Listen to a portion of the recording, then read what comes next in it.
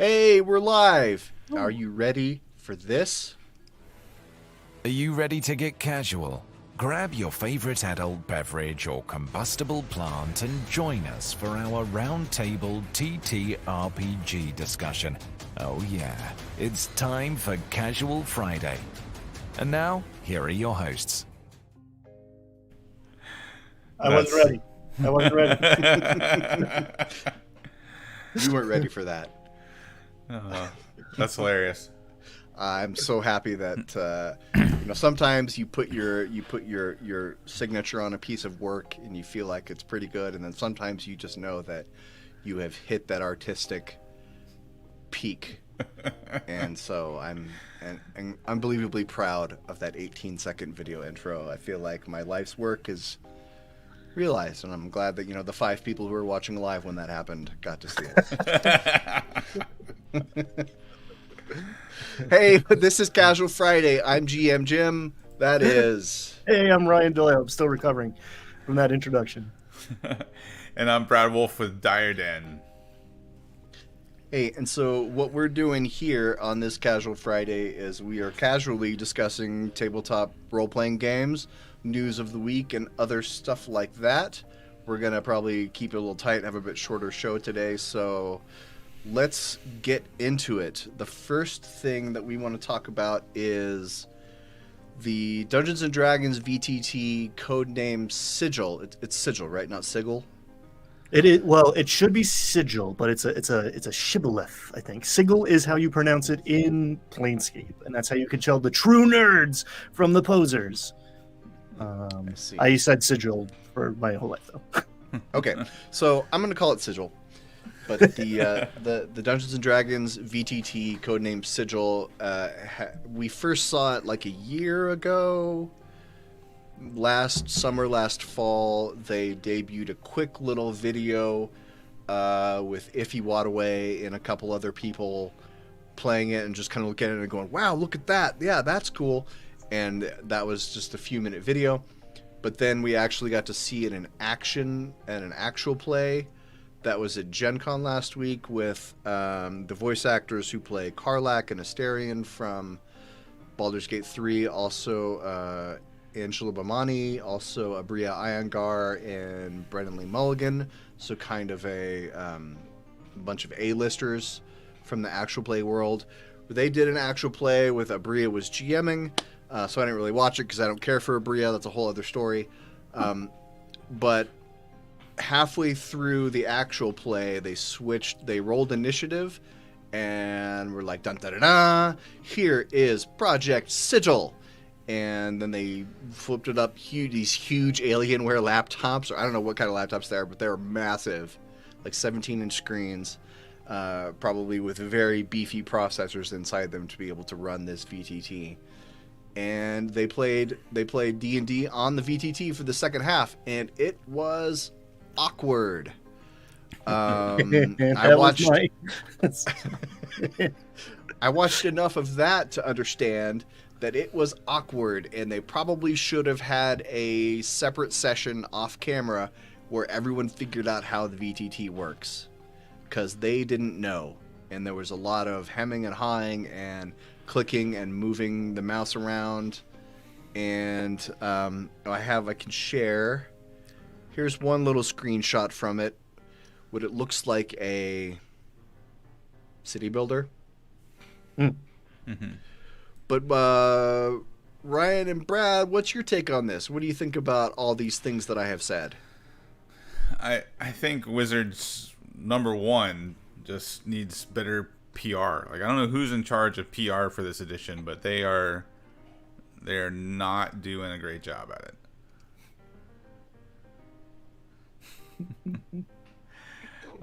This definitely feels like something they should have rehearsed and knew what they were getting into. It did look awkward from the clips that I watched.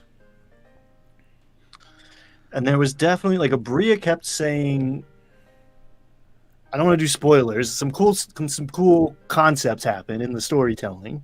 And Abria was like, do this for me. So someone backstage is clearly also contributing to what was happening. And it was not great as far as like a live product demo to get everybody pumped about a thing that like they know or should know if they're paying attention is like a little controversial. People don't have a ton of faith in them in general. Like they can't stick a landing, and it makes you wonder if they're trying that hard.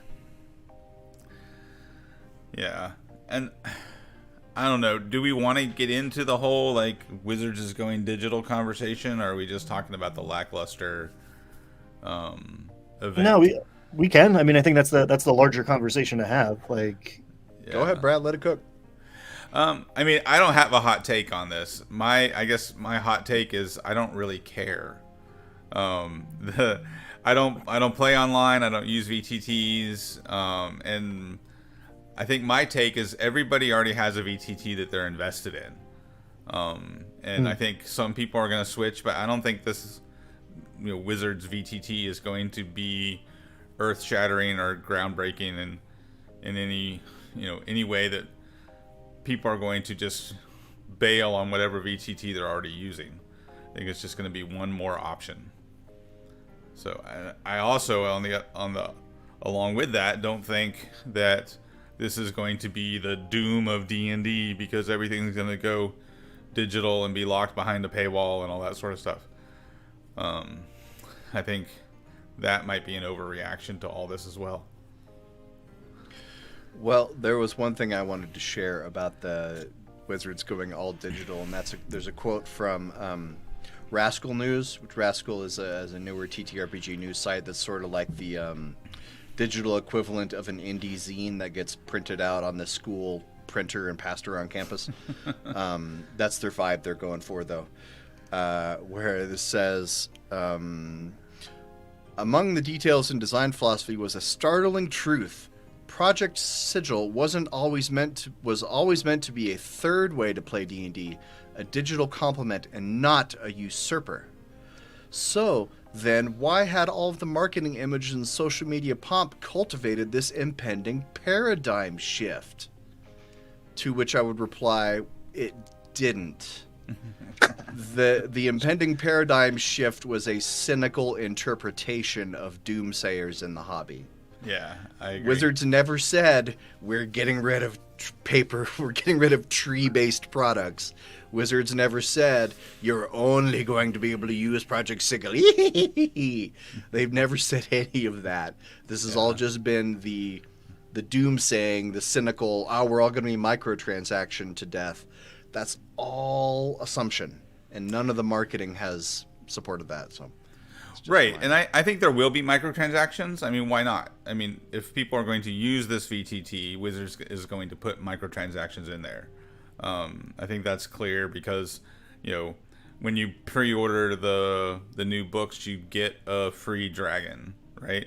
Why would they? A digital mini. A digital mini, right? They're going to have digital minis. They're going to be selling those. They're going to have character upgrades for your customizing your little pawn character.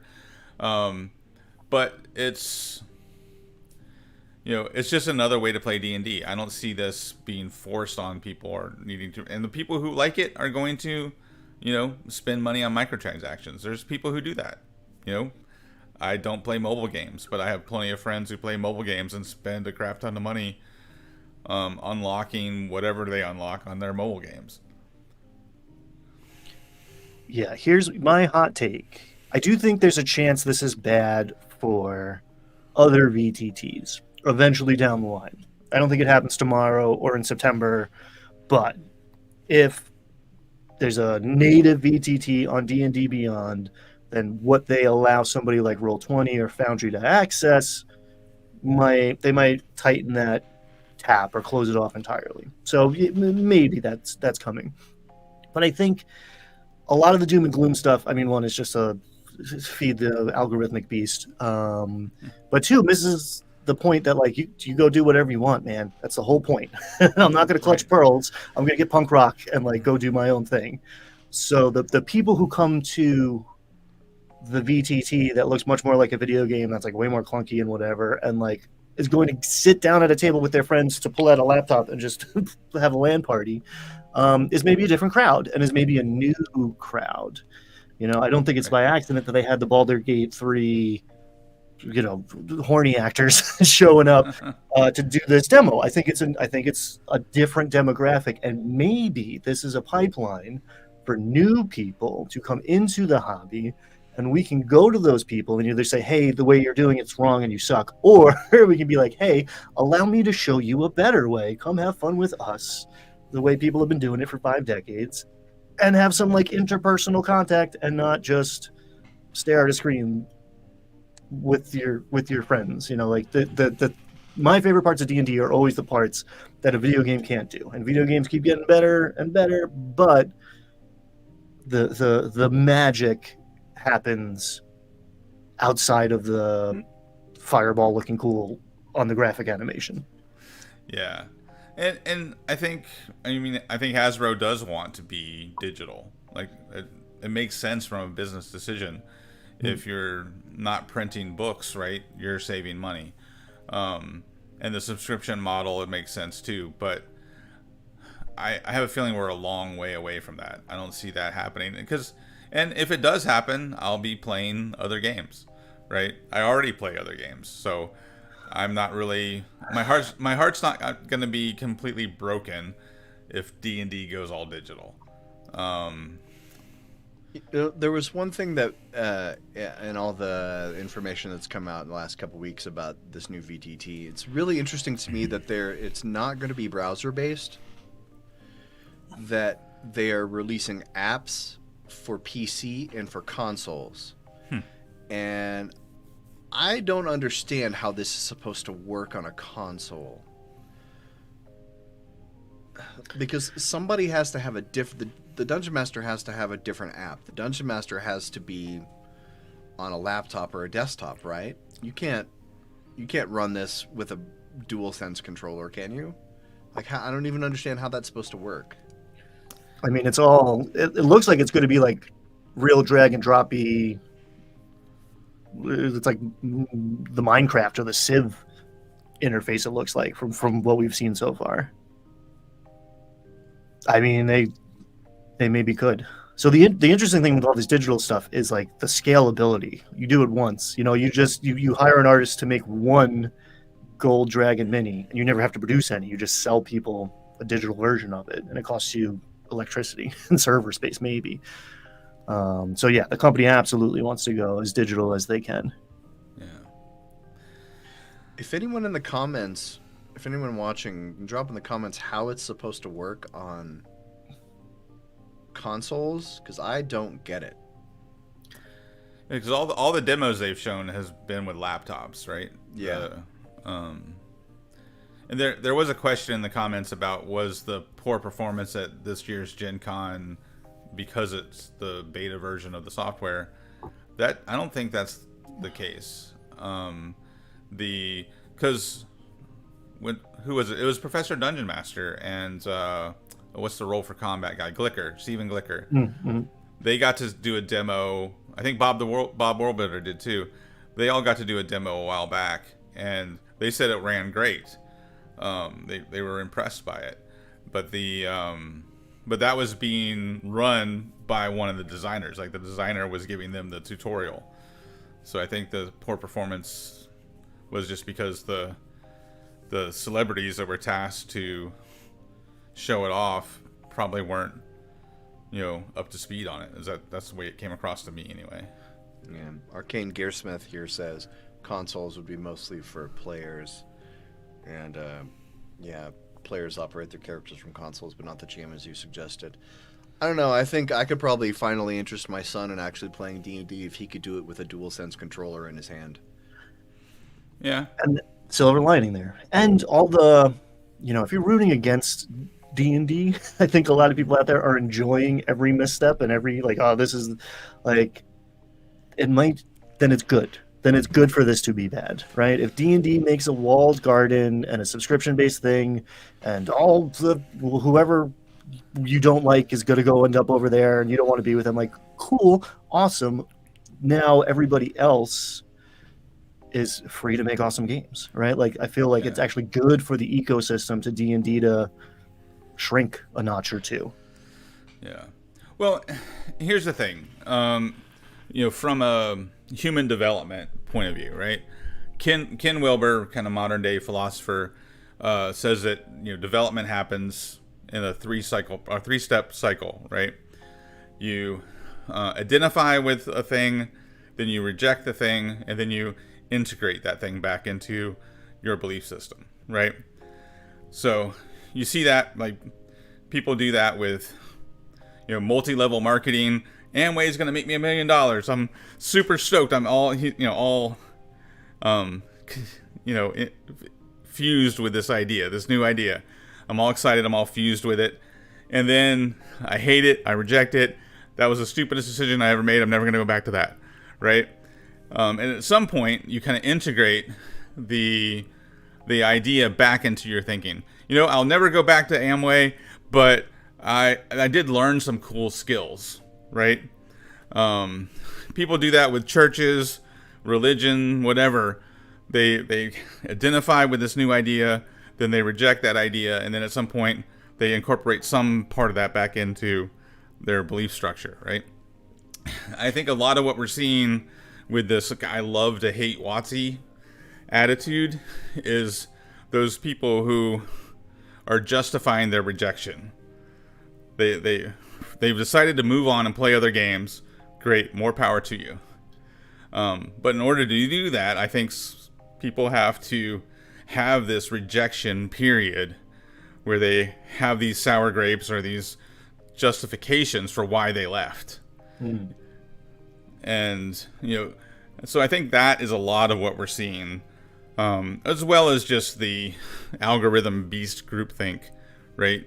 As people are making content that people want to hear because they're in that mode of I want to hate WotC right now. So I think that's a large chunk of what we're living in right now with this edition and this edition change. Super insightful. This is like the teenage rebellion phase. Yeah, Wizards and Warp Drives makes a good point here that it's about like 4E trying to attract WoW players. Well, they got the WoW guy at Wizards now, right? Mm-hmm. Yep. So, I mean, these decisions were made way before the WoW guy came on board. It's when the Xbox lady was there. The WoW guy, the Xbox lady. It's on our LinkedIn. That's what it says. I don't know. Yeah, D&D is under monetized. Yeah. Well, and it's not something that's easily monetized, right? That's the reality of it all. Is, because you can buy 3 books. Really, you can get away with buying 2. And you can play this game for years without ever buying another book. So, and it's like any evolution of any product cycle, right? I think they call it, they call it the long tail. Is that what it's called? Yeah. Where, you release a new product, everybody loves it, you're making money, and then the more products you release over time, fewer and fewer people continue to invest in that product. And so eventually you have to reinvent yourself. You have to reboot, right? That's why every other Madonna album is completely different. She kept reinventing herself. Huh. So the we see this in wargaming, right? The Warhammer 40,000, they release a new edition every 3 years now. It didn't used to be that way, but that's their release cycle, because they've realized for them and their profit margin, that's the sweet spot. Every 3 years they update the rules and you get a new edition. Hopefully Wizards of the Coast doesn't get to that point, because that's ridiculous. Yeah. Any other thoughts on the VTT before we move on to our next topic here? Yeah, I mean, it's the corporate structure creates different. The goal is profit. The ultimate, they're playing a different game than we're playing, and that's mostly okay, or at least inevitable. It's not ideal, but like, Just how it works. Yeah. either this is good and then we get to use it and have fun with it, or it's bad and who cares. That's my. Right. That's where I'm at. Maybe I'm more developed, I guess. Sorry. Yeah, I'm gonna keep playing Dungeons and Dragons. The Dungeons and Dragons at my table, you know, it ebbs and flows. It's not always gonna look exactly like whatever WotC is doing, right? Right. I mean, I've been homebrewing D&D since I was 11 years old. And that's because AD&D was a mess. There's nobody. I challenge anybody to tell me that they play AD&D, the original first edition, and they play it completely raw, because there's so many rules and those rules are all over the place. Everybody homebrewed first edition. Indeed. All right, so moving on, we could talk about this forever, but we have an agenda to get through. So moving on, we're going to talk about a couple of podcasts. The first up being it's called Dungeon Masters. Is that right? Yeah, Dungeon Masters. And I have heard of this. I heard of it. I downloaded it. I haven't started listening to it because I like to binge all my content. This weekly release stuff is crap. I wait till they're all out, and then I listen to the whole thing in like a weekend. So have either of you guys listened to this and can tell us what Dungeon Masters is about? I listened to the first episode, and it's a dramatized podcast, so it kind of sounds like an old radio play. And it's what's his name? John Hamm, right? John Hamm plays the character William Deere, the real life private detective from back in the Satanic Panic days. So this is a dramatized retelling of the Michigan State kid that went missing.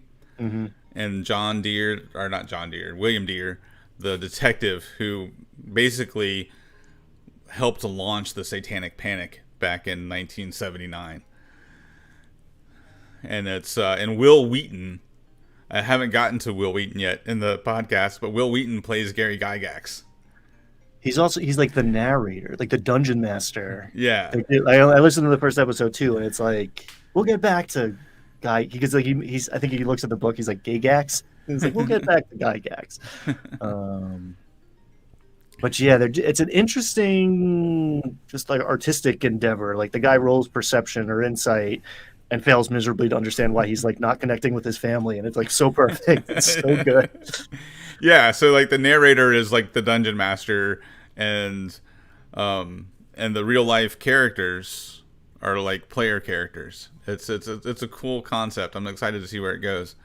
And I love anything that John Hamm is in or touches. Like there's some actors that I will always check out what they're doing, and John Hamm is on that short list. Yeah, and what's also interesting about this is the people that produce this have made TV shows off of their podcast before. So I think that's kind of the hope in the background, that this podcast takes off, that they'll make a movie or a TV series out of this. I'm familiar with the James Dallas Egbert thing because last year I spent a lot of time making a Mazes and Monsters review video for YouTube. At the time I put it out, it was my most time not time sensitive, time indulgent. It took me the longest amount of time to make that video because it's the first video I did where I cut scenes. I found a copy of the movie, downloaded it, cut scenes, inserted them, did voiceover. I was so excited for it, and that video just bombed. That's my favorite video of yours. I love that video. Thank you. I'm very proud of it. I am proud of that video. But go watch it. It's fantastic. I mean, who doesn't want to see a young Tom Hanks play a crazed D&D player going unhinged? I will say, don't actually watch the movie Mazes and Monsters. It's terrible. Horrible. Absolutely. Not even like Mystery Science Theater bad, where you can like watch it and it's so bad. Watch my video about the movie. Yeah. And it only takes 14 minutes of your life instead of 2 hours you can never get back. I actually watched that movie when I was a kid. I remember when it came out, and I wasn't old enough to stay up late enough to see it, but I caught it like, I don't know, probably 6 months, year later when it was on after school one day. And it's awful. It's horrendous. I think every YouTuber has a favorite video, and it's not their most popular one, folks. So ask YouTubers what their favorite video is, because it's their baby is not the one that blew up. I'm proud of that video, even though it didn't do well. Yeah, you probably put more editing into it than they did the original movie. Could be, yeah. Could be. But it's like a laughable moment of history to like now looking back. But like every time I hear like, oh, don't bring politics into D&D or whatever, like it immediately was politicized. Like it was immediately under attack by a certain mindset. So to say that shouldn't be a part of it, like it was hoisted upon the hobby immediately. So yeah. It was because I remember like living through that, and my mom, questioning me as to whether or not I should be playing that game, right? And it was also around the same time that the politicians wanted to put ratings on music, right? Mm-hmm. And you had rock stars going before congressional hearings. Tipper Gore, Al Gore's wife, was leading the charge of these moms against rock music, and D&D got swept up in that whole satanic panic. And if you play the records backwards, the rock and roll is telling you to worship the devil and all that stuff. It was a wild time. Yeah. So once again, that podcast was called Dungeon Masters. They're not sponsoring us or anything, but got potential. There's another podcast I wanted to talk about that I've heard of. I don't think these two guys had heard of it yet, but this is called When We Were Wizards. And it is, I think I first heard Sly Flourish talking about it a few weeks ago on his pod show. This is a 14-episode podcast series. It's like a serial style audio journalism. And the first few episodes came out in 2022, and then there was nothing for a couple years, and then the whole rest of it just came out this year. But I get the feeling this may be like some kind of self-funded thing, because there's no ads in the podcast at all. Which is very strange. It's got very high production values. It's a couple of guys who compiled a ton of history around early TSR, basically Gygax's history pre-TSR, how the company founded, all the trials and tribulations of the company, and then the podcast ends soon after Gygax leaves TSR. It's just a couple of guys, a couple of journalists, and they have tons and tons of interviews with TSR employees, people who were around, people who knew the Gygaxes. It's really interesting. It's quite salacious. Like there's a lot of leaning into gossip and ribaldry, like stories about who didn't like who at the TSR offices, who was backstabbing, who had sex in this person's office. There's a lot of that kind of corporate chicanery, but it's very fascinating how it details basically Gary's ascent, his excesses, and his fall. And like they have, like there's a dramatized portion where the board meeting where Gary was actually booted from the company. They hired a bunch of actors to read the minutes of the meeting like it's an audio drama, and it's freaking fascinating. Like basically, I don't want to spoil all of it, but Gary had done a bunch of moves that he was going to regain complete control of the company, and went into this board meeting to unleash everything on everyone else. But other people had been making moves to unseat him, And Gary goes into this meeting thinking that he's going to become the sole emperor overlord of TSR, and leaves the meeting fired with nothing. Wow. And it's fascinating how it goes down that way. And they have the actual minutes. Unshall Pity, certain parts of the podcast are dramatized, but it's mostly just interviews and stuff. But yeah, that's When We Were Wizards. I think it's pretty interesting. It's about 7 hours total, and it's a worthwhile way to spend your commute. Yeah, I definitely want to check that out, and I'm kind of compare notes with because Wizards just put out that new book about the history of D&D, and then the Blackmore Estate just put out a new book about the history of Arneson. Or the Arneson Estate just put out a new book about the history of David Arneson and the Blackmore and his involvement in D&D and all that. So I've been wanting to get both of those books and kind of compare and contrast. So this would be interesting to add to that mix, kind of get 3 different perspectives on it all. Yeah, I'm interested if like WotC would have an interest in like maybe sanitizing things a little bit. The Beverly Hills era. Yeah, you mean when Gary was in California trying to get a D&D movie?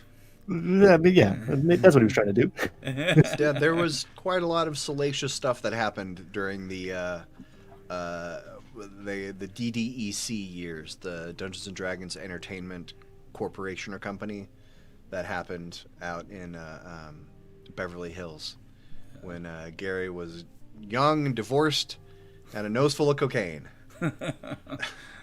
Yeah, I've heard a bunch of rumors from back in those days, so I'm really interested to check out this podcast. Yeah, it's well worth it. Yeah. So, anything else to say about that, or should we move on to our next topic? No, I think we've made some good recommendations there. I'm excited to check out both of these podcasts. Yeah, Toadsteel Arneson gets hosed more than one time in the history of Dungeons and Dragons. So the next thing is I found this little Kickstarter called Golden Good Girls. And I wish I could play this video, but I don't think it will come across here. But Golden Good Girls is exactly what you're thinking it is. It is a set in the psychic trash detectives universe, which I didn't know was a thing. But apparently there is a universe in TTRPGs where you play raccoons, trash detectives. But Golden Good Girls is a standalone TTRPG about a tight-knit group of unadoptable senior shelter animals living their best lives at the local shelter, Shady Pines. So clearly a take on Golden Girls, but with puppies. Yeah. It's described as a replayable single session shared GM story game. So it's basically it's like a one shot with a predefined scenario. But I remember on the Dungeons and Daddies podcast a couple years ago, they did something very similar to this. They did a one shot where they were all shelter dogs. I wonder if that inspired this. I don't remember Dungeons and Daddies well enough to know. I forget what they do, but there's a Critical Role one shot where they play like the familiar. There was like a pet that like there was some owl that flew off pretty early in like one of the campaigns. Yeah, that was a one shot that I think Marisha Ray wrote that one shot, and it sells through Darrington Press now. Yeah, Sprinkles, right? No, Sprinkles was Jester's familiar. Sprinkles Extravaganzas. I forget what that one's called. Freddy was a cat. Yes, Twin Steel, you are remembering that, right? I don't remember what system they used on Dungeons and Daddies, but yeah, Freddy was a cat. The Golden Girls Murder, She Wrote TTRPG may be referring to Brindlewood Bay, yeah. That Ryan and I are trying to pitch Stephanie Plays Games to run that for us. We pretty much got a yes. We pretty much got a commitment on camera. She's currently moving her entire life, so it might not be soon, but stay tuned, folks. Yeah. And I love the parrot so much. Just take a beat. Yes. Just appreciate. Dibs. You can hear Estelle Getty's voice coming out. How do they? It's in the eyes. How did they capture that in a parrot? Oh my god. Yeah. Sophia. Fun fact: Sophia was one of the younger members of the cast. Betty White was the oldest member of the cast, and Sophia played what's her face's mother, and they were like the same age, actually, on the show. There's your Golden Girls trivia. Mark that off your bingo card for Casual Friday. If you had that. We'll let me get through one episode, guys, without talking about the Golden Girls for 20 minutes. And Brad talking about Madonna. He's got to bring her up every single time. She's a material girl. Wazowski vibes. So moving on, we might actually end the show on time today. Were there any thoughts about Golden Good Girls? That Golden Good Girls is the name of the Kickstarter, is still going on. If you want to back it, they're not sponsoring us. I just saw that and thought it was a cool thing to talk about. Yeah, I hope so. Also, I want to be a raccoon detective going through people's garbage to figure out.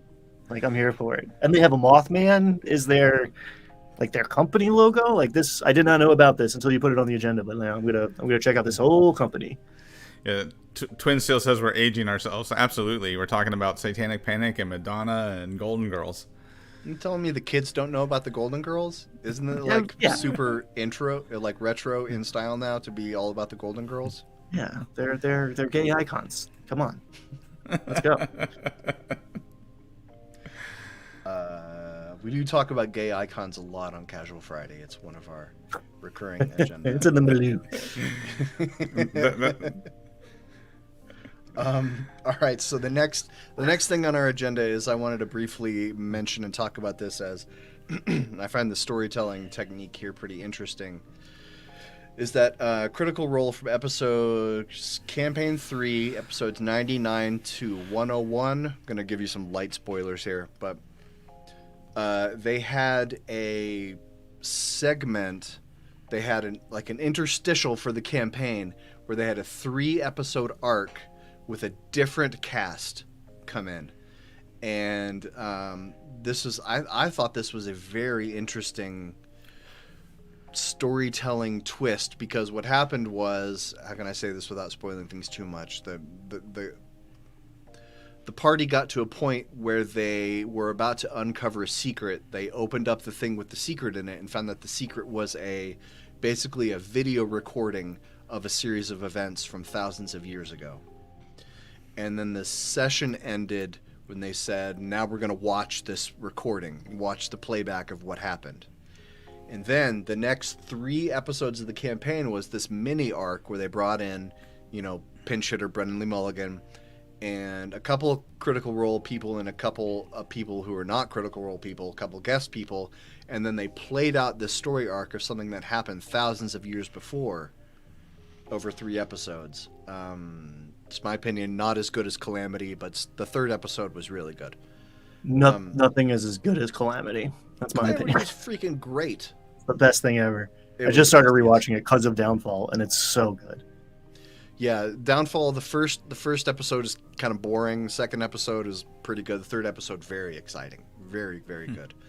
And then when they come back, after that 3-episode arc is over, they bring back the main cast, and they start off the session with they've just watched all of this. And so now they get to react to everything that they've seen. And I just think this is a very interesting storytelling technique. Have either of you ever used in a game you're running like a flashback session or a flashback segment where your players play different characters to play out something that has happened before that they may not have known about? I have never done that before. My next campaign, I kind of have something that's not flashbacks, but I have something similar in the works where we're going to play 4 different short adventures, and then I don't know how yet. I have to play them out to figure out. But then I'm going to weave all those into an overarching story. And then after we complete those 4 adventures, the players will be able to pick which character from those 4 that they want to continue on and play in the larger story. So that's... But I've always wanted to do something like that. Ryan, you got a story here? Not really. I have in my back pocket an like ever evolving idea of like the flash forward. Like what happens if like we wipe tonight and the bad guy wins? What does the world look like in a century, right? Like maybe everybody's brother shows up and we form a new party that looks suspiciously like the old party and we continue this narrative, or we do something like start in this hellish wasteland because the last batch of heroes didn't get the job done, which had Calamity vibes, but like, yeah, prequels very interesting. Yeah, you need a long campaign to get your players to be like, or I mean, maybe not. Maybe I'm overthinking it. I played in it. Go ahead, Brad. I did play in an AD&D campaign back in the 90s where we did a flash forward kind of thing, and we had completed, like, the DM had this like 3 arc quest, and we completed those 3 arcs, and our characters I think were like 10th level, and so we concluded the campaign, and then he's like, I want to come back and do one more arc, and we're like, how? We just wrapped up the whole story. So take all your characters up to level 15. And what had happened was he had taken a beat from the very like first couple of sessions where my friend Brian was playing a rogue, and the rogue was clearly evil, and the party had a decision to make to where they either followed my paladin or they followed his rogue. And they chose to follow my character, the paladin, and be good guys. And so what he did was he took Brian's character and brought him back. And after we were retired adventurers, and we jumped up to level 15, and he brought Brian's characters back as a villain, as like this sequel to the main story. That was really cool. Yeah, just a quick aside, Wizards and Warp Drives. Doomed Forgotten Realms is great. I mentioned it in my video about Vecna, Eve of Ruin, and the Doomed Forgotten Realms guy commented on my video. He said, hey, thanks for talking about me, which I always appreciate. I played in a campaign that I don't think we ever used a prequel, but this DM used a lot of side adventure things to flesh out the world that I thought was very interesting. Kind of reminded me of Downfall a little bit. Like, there was one part of the campaign where a player couldn't make it for a while, for like a month, and what the DM said was that this character had to go back off to his homeland to deal with some homeland problem. And then when he came back, we paused the current campaign and we played through a mini arc, like a 4 or 5 session mini arc of what that character was doing in his homeland thing. So when that player came back, he played his regular character, but the rest of us built a whole new party to do this mini arc dealing with his backstory thing. And then so we got to learn things about other parts of the world, to learn about things that were going on separate from our characters. So it wasn't a prequel, but it was sort of like giving us additional world building and insight into other parts of the campaign world that we wouldn't have been able to get just playing our regular characters on the main mission. So I've always thought that was quite a lot of work for the DM, because he had to make all the characters and balance everything, and bless his heart, that's what he was into, and it was super fun for us. But I think stuff like that could be very refreshing, just to mix up your campaign by letting somebody play a different PC for a while. Yeah, for sure. I remember WebDM talked about, Jim Davis from WebDM talked about a time where they were doing Out of the Abyss, and they did like a little like side adventure where they played the Demon Lords, and all the Demon Lords fought each other. And then, so this was like towards the end of the Out of the Abyss campaign, they took this little break and played this like short adventure where the Demon Lords all fought each other. And then they got back to the conclusion of their campaign, and their conclusion of the campaign took place on the ground below where the Demon Lords were fighting. So that scene they had played out where all the Demon Lords fought each other was then the background narration, the environment that they were fighting in. I always thought that was a cool idea too. Yeah, that's Yeah, dope. I have done the let them fight thing, and it's just like, all right, you guys control these characters now, and I'm gonna watch. And that's always, it's like the opposite of the DM workload, where it's like it's all front loaded, and it's like 2 hours of being the audience for once. You're like, wow, okay. Yeah. So I think that's some like creative options to spice up a campaign. I think those are all like really cool ideas. One thing that I've done a few times, which is like a much easier lift, which is like tangentially related to this, is the guest spot, right? You got that buddy wants to play D&D but can't commit to every Tuesday night in perpetuity.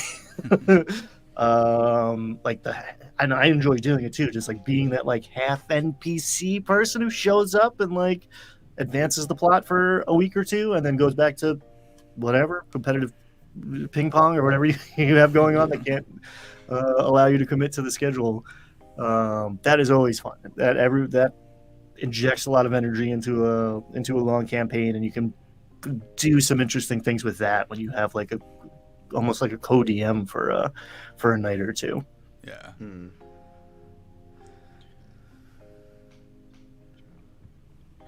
All right, guys. Any other thoughts on Downfall here, or creative flashback or flash forward strategies for your Lost campaign? Rabble. No, I got to go listen to some podcasts. I have a whole. I've got to go do some menial labor and listen to podcasts now. I got a whole list. Yeah, you've got some work to do. Yeah, I'm just gonna throw out there, if you're listening to this after the fact, go to the comment section and tell us your cool flashbacks or flash forwards or prequels or sequels you've done for campaigns. And Grimlore wants us to repeat the first 20 minutes of the podcast, so let's just start that conversation over again. No, Grimlore, go back and watch the first 20 minutes. And peep the intro. Everybody, if you were not here for the first 18 seconds of this video, at least go watch that, because it's amazing. You're it's incredible. Treat. Incredible. See, true artistry on display is what's going to happen. Hey, I hope you know. I hope I didn't mean to bully you. I was just messing with you. Yeah, the recap is everything's fine. Everything's cool, and you can still have fun no matter what Wizards of the Coast does. Yep.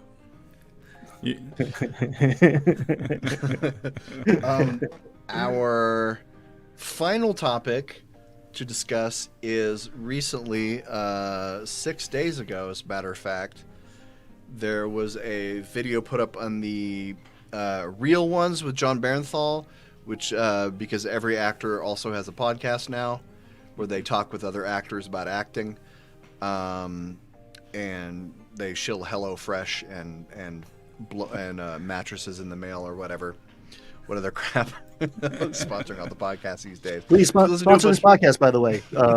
Whatever. Yeah, if you own a company that sells people mattresses over the internet, reach out to us. We might pretend to be nice about your mattress in a box if you'll pay us some money. Yeah, we will definitely pretend to be nice if you're paying us. Yes. And if you don't pay us, we'll continue to bash you. So, little ultimatum. Next week, our top 10 worst mattresses sold over the internet. That's coming. Spinning out of control. Yo, guys, gang, everybody, listen. My mom sent me this. This thing exploded in a way that this broke through. Like, I posted this This exploded on like the D&D circuit. I posted it. I showed a couple people, and like, I mean, it was yesterday or 2 days ago. My mom sent me this because, like, okay, she knows I am into D&D, obviously, but like, she doesn't really get a lot of that in her curated algorithm. So this is a moment, and a good one. I really like. This is the new way I'm going to explain Dungeons and Dragons to people. Oh yeah. Go ahead, Brad. I thought it was great the way she just said, "You want to play right now? We can just do a little demo." And she just went right into it. You're walking through the forest. You have a bow on your back and a sword at your hip, and you hear a crunch in the background. What do you do? And he bit hook, line, and sinker. He's like, well, how far away is the crunch? Well, let's roll a perception check. And she just made up a number and just totally taught him how to play in like 3 minutes. It was awesome. Yeah, there was a video that was going around 5 or 6 years ago that was very similar. It was Thomas Middleditch, the Silicon Valley guy, who's he's a huge D&D nerd. He was on the James Corden show. I don't remember what his show's called. You know, James Corden, that celebrity who's really mean to servers in restaurants in New York. Who sings in cars? He sings in cars, yeah. Okay, well, yeah. Middleditch was on there, and James Corden was like, "Hey, you nerd! I heard you played a D&D game that lasted for 3 years. How's that even possible?" And Thomas Middleditch very adeptly explained how D&D can take 3 years, and blew Corden's mind because Middleditch basically said, you know, it's a shared adventure that exists only in our minds, where we tell a fantasy epic akin to Lord of the Rings, little bits at a time, and when something happens that you don't know what could go good or bad, you roll dice to determine. Otherwise, you just tell a story with your friends. And I shared that video to lots and lots of people at the time it went around, but Deborah's explanation might be better because she actually takes John Barenthal here through a little bit of a description of how it actually works. Yeah, because she starts with that, right? Like the answer we all give. It's a collective storytelling experience, and dice are telling you like success, failure, or whatever. But you pretty quickly get into the weeds. And just like the moment he goes, "Oh, what do I know about owl bears?" It's like it clicked. It's like, okay, this guy is coming next week. Like that's the moment, and that's why I started this channel. Basically, I love that moment of like watching the lights go on. I don't know if it was like acting chops on his part to like jump in the role so deeply immediately, but like perfect. Perfect.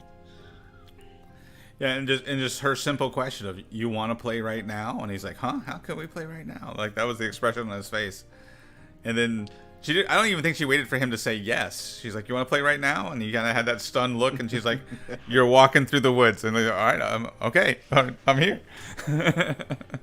Yeah, there was a video going around a few years ago. It wasn't Vice News, but it was some small indie news channel did like a "What is D&D" 30-minute thing, where they took some footage of, you know, nerds in cosplay at some con and got interviews with Joe Manganiello and B. Dave Walters, and there was the reporter was walking around and she was like, "What's D&D? I had somebody tell me what it is," and she got B. Dave Walters, and he said, "This is exactly what D&D is. So imagine we're standing in this room right now and you hear a loud explosion come from over there. What do you do?" And that was all he said, and she was like, "Oh, I get it. I guess I would go check out what the noise is." It's like, that's all it is, really. Imagine this. Here's a trigger. What's your reaction? Yeah, and it's a so much more effective way to introduce role playing to somebody when they ask that question. So, yeah, and that's why that magic is why I'm not afraid of the VTT, because like that's a good point. You're not. You know, they can try to commodify it as much as possible, and in a way, I wish them well because it's going to be an on ramp to get more people experiencing the magical part of it.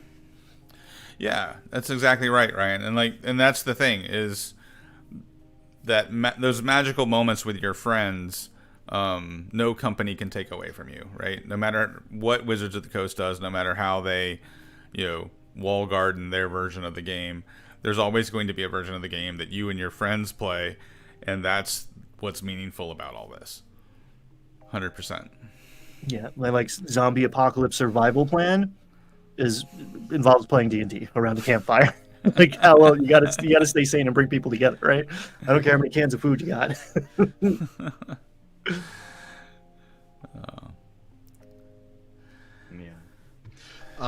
Well, I think we're about out of stuff here.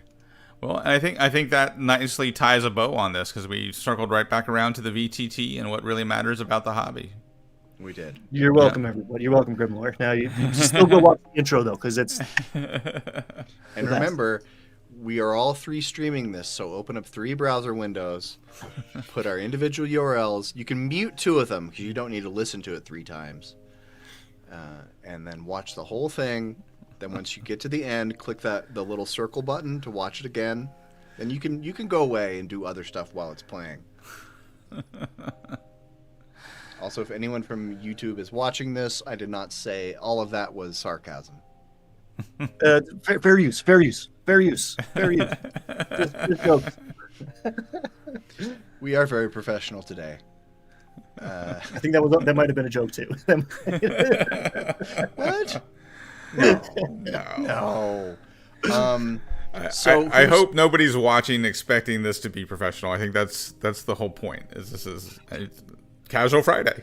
It is Casual Friday. You see, none of us are wearing ties. Nobody's here in their business, their Monday to Thursday attire. We're all feeling it. I'm wearing a Hawaiian may shirt. not be wearing pants. You don't know. They know. They know. Who's got anything to promote right now or in the next couple days?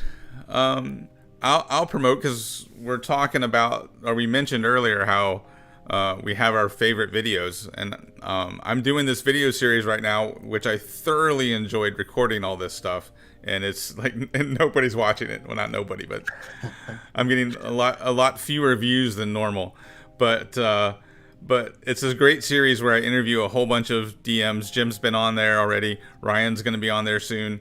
And we talk about all the different aspects of mastering the game, all the different roles of the game master. And the people who are commenting love it, but not that many people are watching it. I think it's really great information on what it's like to be a game master and all the different aspects of being the game master. I've been loving it. I've been really enjoying. I mean, I enjoyed my participating in it and getting more time to talk to you. But yeah, there's been some interesting conversations. I mean, between the two of you, Baron. I saw Jake just went up. I didn't get to watch. I've been weird week for me, but I'm excited to watch Jake's contribution. Yeah, good stuff. I also have a lot of interviewee type things, a little less structured. But Mark, who's in the front of your Pathfinder books, folks, he's a big deal. He just came and hung out and played with my stupid little book. So definitely check that out. And up next week, it's taking me longer than I thought, but we're going to talk about Winter's Daughter, which is an amazing adventure that could change your approach to, especially 5th edition. So stay tuned for that. That's coming. Winter's Daughter is an excellent adventure. I've never run it like strictly as written, but I've dabbled with like Dolmen Wood by stealing elements of it and using it in my campaign. I love Dolmen Wood. That's the way. I ran it 2 nights in a row, and it was like a lot of similarities, but like I like, you're opposed to doing like flashbacks. I like multiverse. I like running different people do the same thing and seeing how like the timelines diverge.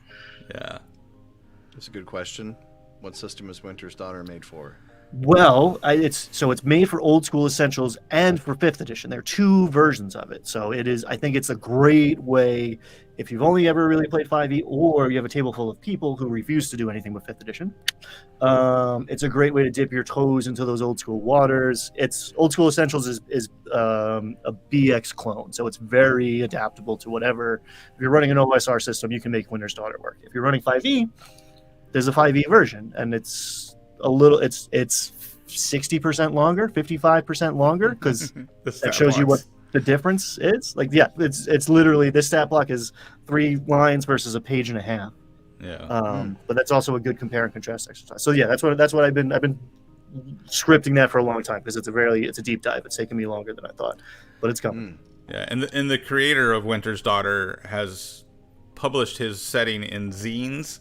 It's kind of hard to collect it all now because they were just zines. But he recently did a Kickstarter and has a whole Dolmen Wood game and campaign setting. So he's made his own game and complete campaign setting off of the Dolmen Wood that he started off as just zines for OSR games. It's really great stuff. Well, over this last week, I've put out a couple of interview combat interviews because we all run with the same people in the same circles. You will see Stephanie Plays Games. Everybody's I did an interview combat with her. I also did an interview combat with Linda and Mark from Arcane Mark because we all know all the same people. And I do have an interview combat with Jake from Wisdom Check coming out in a couple more weeks, maybe next week. But this Sunday, 2 days from now, I'm putting out a video called So You Want to Play Dungeons & Dragons, which is an absolute beginner from zero explanation of what D&D is and what it is not. And so the next time you have somebody who might want to play D&D, you're going to send them this video because it explains in 9 minutes. I explain everything of what it is, what it's not, and what you need to get started. Cool. And all right, anything else? Anything else we need to discuss here? I thought Stephanie did fantastic. I watched you guys last week. She's great. She's a lot of fun. Yeah. So props to Stephanie for filling in for me while I was out of town. She did. She handled herself with aplomb. I think I'm using that word correctly. Yeah, that's right. With lugubrious and judicious aplomb. Very insightful. I appreciated her takes on what was the system you guys? Oh, Nimble. You guys were talking about Nimble last week, right? Yes. Yeah. If you haven't seen that, go back and watch it. It's good stuff. Indeed. So I think we're going to wrap up here. Thank you for watching, and I hope you have a great weekend. Now we're going to hit the button, and we're going to freeze for a few seconds because it takes a little while if you're wondering why that's happening. So thanks for watching, and we'll see ya.